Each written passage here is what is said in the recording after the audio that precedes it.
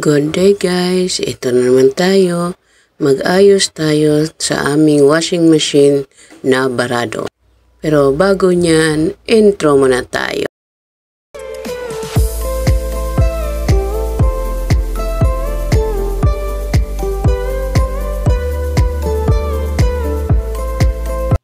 Una, buksan na muna natin yung likod ng washing. Dahil doon sa likod yung bukasan ng kanyang makina. At para mabukas, gamitan natin to ng star screw dahil star ang kanyang screw nga nakalagay dito. At pihitin natin ang screw pa ikot para mabukas. At dahil bukas na, kailangan din nating buksan to. Itong maliit na to, yung may nakakabit na yellow na straw. Kailangan nating buksan yan dahil dyan nakabara yung mga dumi. Pihitin na naman natin to paikot para mabuksan dahil kailangan natin tong linisan. At dahil bukas na, kailangan natin ilabas itong may goma. Ito yung nakatabon doon sa may tubo niya. Kailangan natin tong linisan.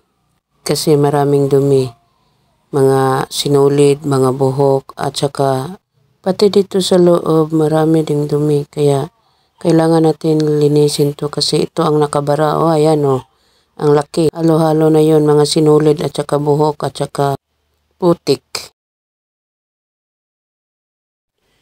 Humingi ako ng tubig na nakalagay sa tabo sa aking anak kasi para malinisan ko itong mabuti itong rubber niya.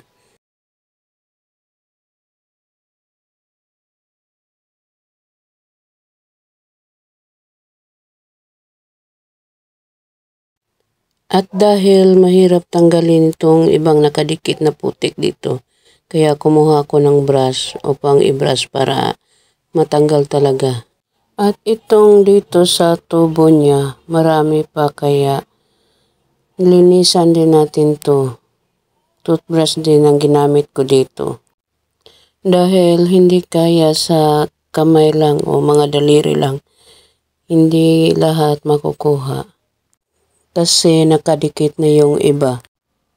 Kaya ito, humingi na naman ako ng toothbrush na hindi na ginagamit para pang kulikot doon sa loob. At dahil itong paliko, hindi pwede sa toothbrush kasi hindi naman lumiliko yung toothbrush. Kaya sinubukan ko na lang daliri yung iba. Pati dito sa labas may mga buhok din.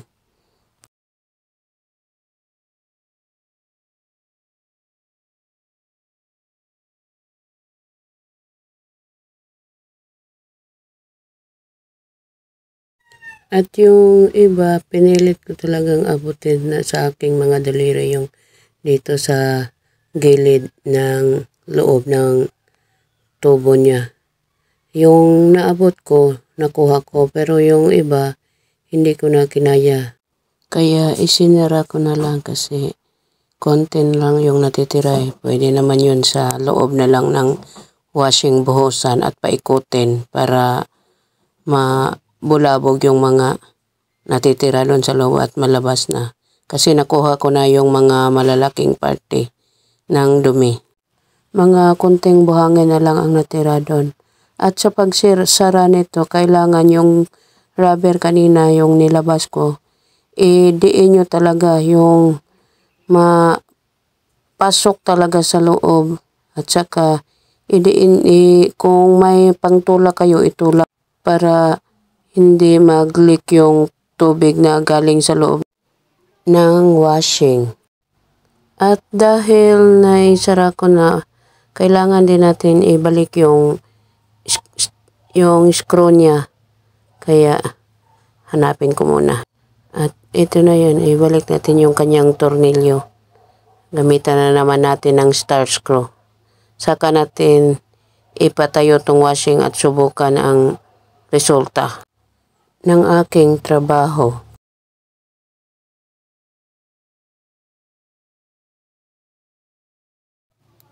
At ayan na guys, dumaloy na ng maayos yung tubig galing sa loob. Hindi na siya barado. Ayan, lumabas na yung tubig. Ayan, okay na. Thank you for watching.